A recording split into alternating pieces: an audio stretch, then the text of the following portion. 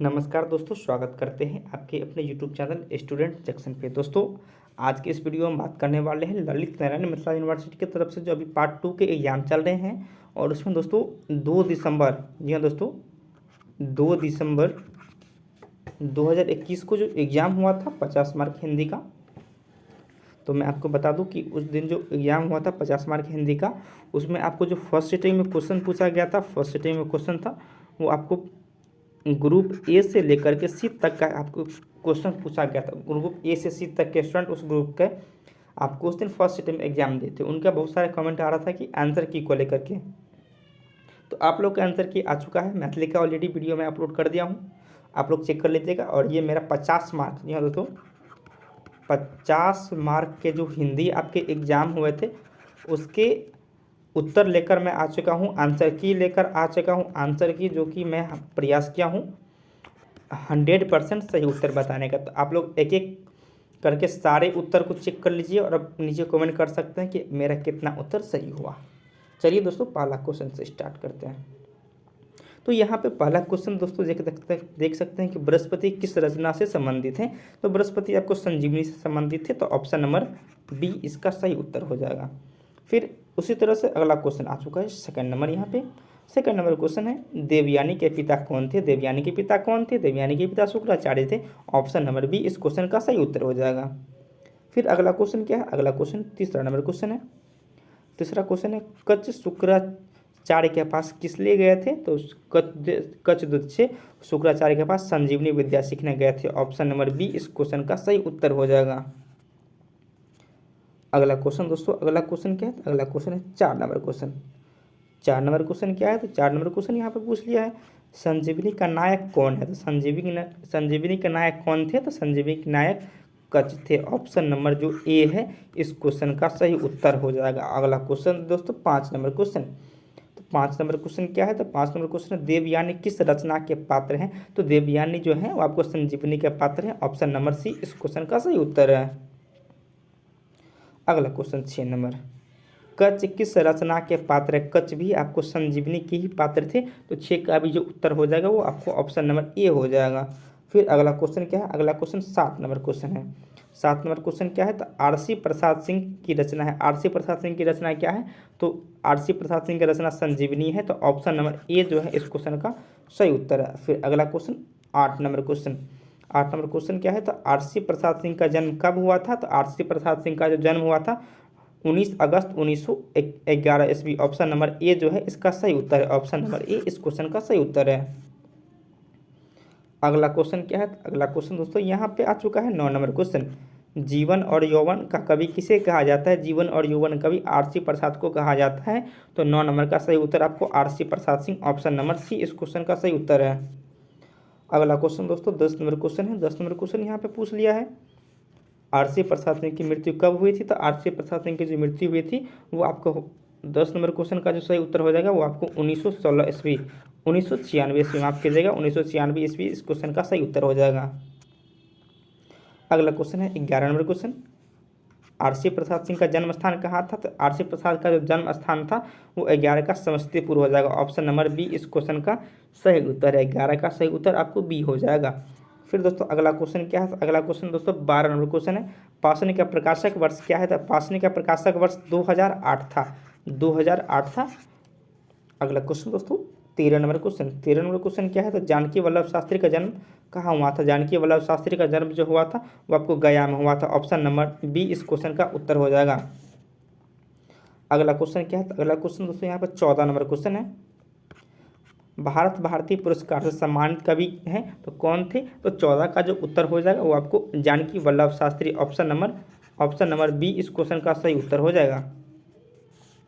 अगला क्वेश्चन दोस्तों 15 नंबर है, जानकी वल्लभ शास्त्री का जन्म कब हुआ था? तो 15 का जो उत्तर हो जाएगा वो आपको 5 फरवरी 1916, ऑप्शन नंबर ए इस क्वेश्चन का उत्तर है।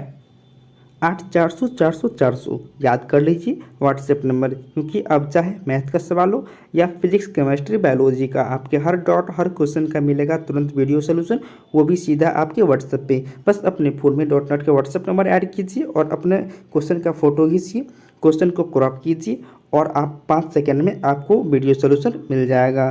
तो क्लास 6 से लेकर के 12 तक IIT JEE mains advance NEET CBSE एवं सभी स्टेट बोर्ड के बच्चों के लिए। तो देर किस बात की, अभी 8400 पर अपना सवाल कीजिए और अपने डॉट को ऑट कीजिए। अगला क्वेश्चन 16 नंबर क्वेश्चन है। 16 नंबर क्वेश्चन क्या है, तो पाषाण में कुल कितनी संहिताएं संकलित थी। तो 16 का जो सही उत्तर हो जाएगा वो आपको 5 हो जाएगा। 16 का सही उत्तर 5 हो जाएगा। ऑप्शन नंबर बी इस क्वेश्चन का सही उत्तर हो जाएगा। अगला क्वेश्चन 17 नंबर क्वेश्चन, भागीरथी किस रचना का पात्र है। भागीरथी किस रचना का पात्र है, तो 17 का जो सही उत्तर हो जाएगा इनमें से कोई नहीं। भागीरथी जो थे गंगा अवतरण के पात्र थे। गंगा अवतरण देख सकते हैं, उर्वशी यहाँ पे दिया हुआ है, उर्वशी दिया है, पासनी दिया है और अनामिका दिया है। तीनों का तीनों गलत है, तो इसका सही उत्तर ऑप्शन नंबर डी इस क्वेश्चन का सही उत्तर हो जाएगा। अगला क्वेश्चन 18 नंबर क्वेश्चन है, गौतम किस रचना का पात्र है। तो गौतम जो थे वो आपको पासनी के पात्र हैं। ऑप्शन नंबर बी इस क्वेश्चन का सही उत्तर है।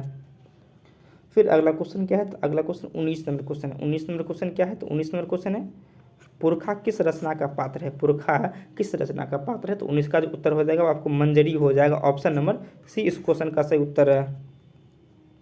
20 नंबर क्वेश्चन क्या है, तो 20 नंबर क्वेश्चन दोस्तों यहाँ पे पूछ लिया है, पासनी में कुल कितने दृश्य हैं। तो पासनी में जो थे आपको वो आप 5 दृश्य थे। ऑप्शन नंबर सी इस क्वेश्चन का उत्तर हो जाएगा। अगला क्वेश्चन दोस्तों, अगला क्वेश्चन क्या है, अगला क्वेश्चन दोस्तों यहाँ पे 21 नंबर क्वेश्चन है। 21 नंबर क्वेश्चन यहाँ पे पूछ क्या लिया है, तो 21 नंबर क्वेश्चन यहाँ पे आपसे पूछ लिया है कि शीर्षक की अनिवार्यता होती है। शीर्षक की अनिवार्यता होती है, कहाँ होती है। ऑप्शन दिया है पल्लवन, टिप्पण, संक्षेपण, इनमें से कोई नहीं। तो 21 का जो उत्तर हो जाएगा संक्षेपण में। ऑप्शन नंबर सी इस क्वेश्चन का सही उत्तर है। 22 नंबर क्वेश्चन क्या है, तो 22 नंबर क्वेश्चन दोस्तों यहाँ पे पूछ लिया है, मूल अवतरण 1/3 होता है किसका। तो मूल अवतरण जो 1/3 होता है वो आपको संक्षेपण का होता है। ऑप्शन नंबर बी इस क्वेश्चन का सही उत्तर है। अगला क्वेश्चन 23 नंबर क्वेश्चन है, बहु विस्तार की क्रिया संपन्न होती है, कहाँ होती है। तो 23 का जो उत्तर हो जाएगा वो आपको पल्लवन में होती है। ऑप्शन नंबर ए इस क्वेश्चन का सही उत्तर है। 25 नंबर क्वेश्चन क्या है, तो 25 नंबर क्वेश्चन है, टिप्पण का प्रयोग होता है। तो टिप्पण का प्रयोग कहाँ होता है, तो टिप्पण का प्रयोग आपको मीडिया में होता है। ऑप्शन नंबर ए इस क्वेश्चन का सही उत्तर है। अगला क्वेश्चन क्या है, तो अगला क्वेश्चन दोस्तों 25 नंबर क्वेश्चन है। 25 नंबर क्वेश्चन क्या है, तो रजिस्ट्रार का हिंदी अनुवाद क्या होता है। तो 25 का जो सही उत्तर हो जाएगा कुल सचिव हो जाएगा। ऑप्शन नंबर सी इस क्वेश्चन का सही उत्तर है। अगला क्वेश्चन क्या है, तो भारतीय संविधान में हिंदी को मान्यता मिली थी किस भाषा के रूप में। तो 26 का जो उत्तर हो जाएगा आपको राष्ट्रभाषा के रूप में हुआ था। ऑप्शन नंबर बी इस क्वेश्चन का उत्तर है। अगला क्वेश्चन क्या है, तो अगला क्वेश्चन दोस्तों 27 नंबर क्वेश्चन है, प्रथम राजभाषा आयोग का गठन कब हुआ था। तो 27 का जो सही उत्तर हो जाएगा आपको 1955 ईस्वी में हुआ था। 1955 ऑप्शन नंबर ए इस क्वेश्चन का सही उत्तर है।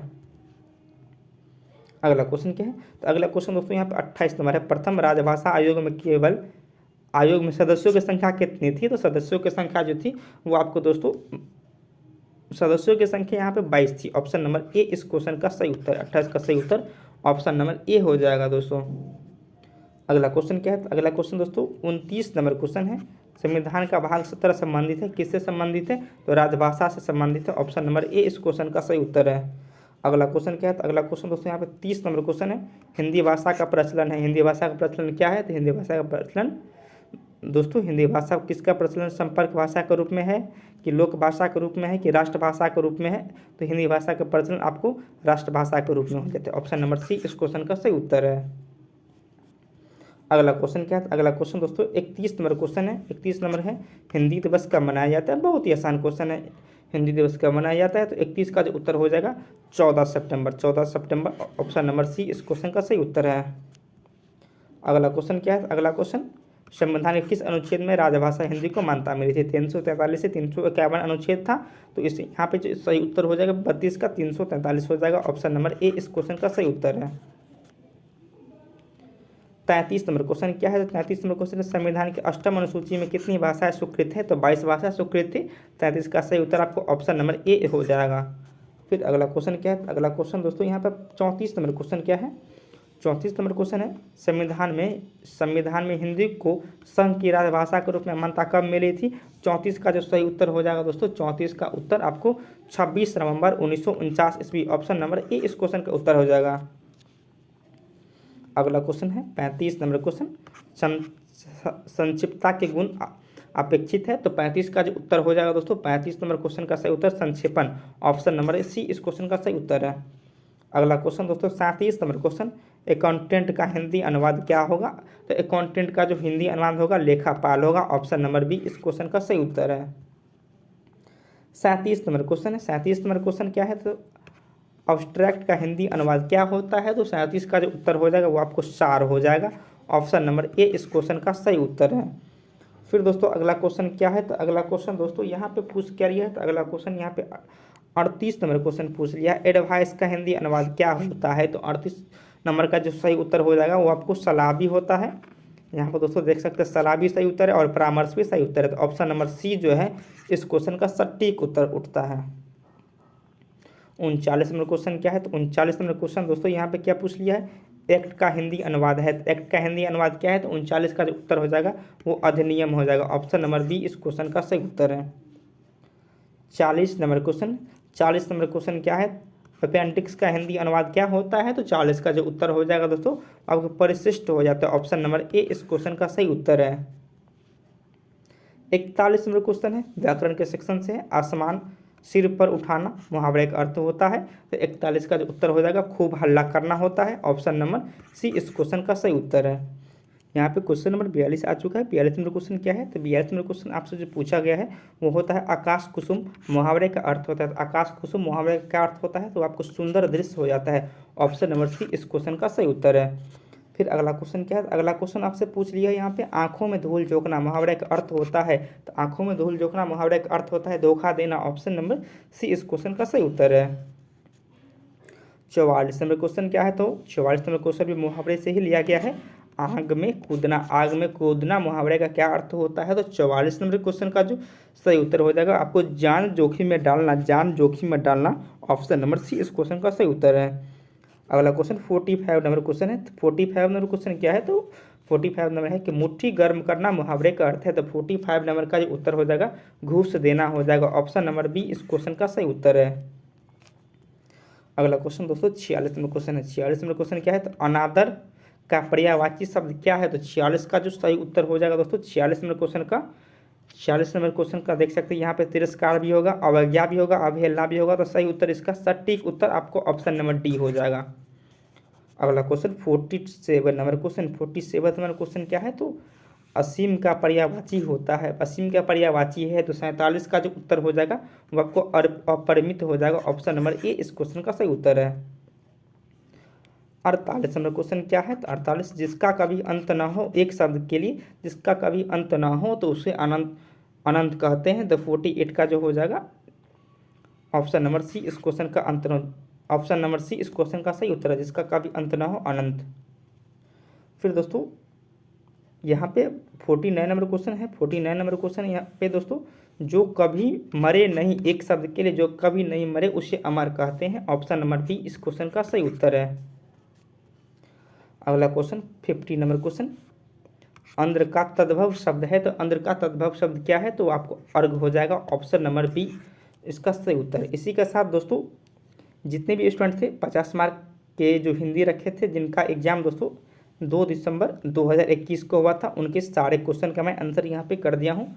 आप लोग सारे आंसर चेक कर लिए होंगे, कितना सही उत्तर होता है आप लोग नीचे कमेंट भी कर सकते हैं या फिर टेलीग्राम पे मुझे मैसेज कर सकते हैं। इसके अलावा किसी अन्य सब्जेक्ट अगर आप करना चाहते हैं तो आप नीचे कमेंट कर दीजिए।